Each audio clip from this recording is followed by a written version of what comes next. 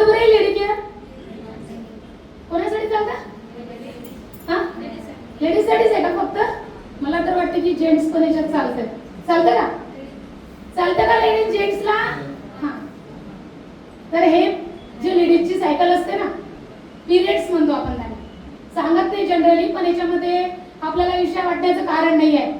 आपण 15 वर्षाचं होतो तेव्हापासून आपण ते, आणि ते सगळ्या शरीराची देवाने ठेवण केलेली आहे, जेंट्समध्ये सुद्धा आणि लेडीजमध्ये सुद्धा.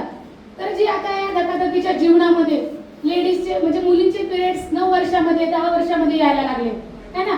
आता आम्ही किंवा तुम्ही ज्या काळामध्ये वावरल्या त्या काळामध्ये 15 वर्षाच्या नंतर पिरियड्स यायचे ना, 15 वर्षानंतर पिरियड्स यायचे. तर त्यावेळेस कसं आहे, म्हणून ह्या आतापर्यंत स्ट्रॉंग आहे.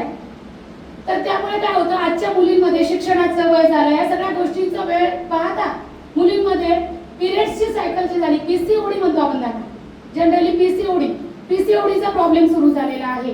त्यामुळे काय होतं, पीसीओडीचा जर प्रॉब्लेम असला तर गर्भधारणा राहण्यासाठी प्रॉब्लेम क्रिएट होतात.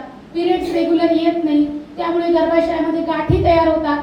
युरिन इन्फेक्शन, पिरियड्स रेग्युलर नाही आल्यामुळे गाठी जर तयार झाल्या तर गर्भाशयाचे कॅन्सर, ब्रेस्टचे कॅन्सर, अशा अनेक आजारांना सामोरे जावं लागत आहे लेडीजला.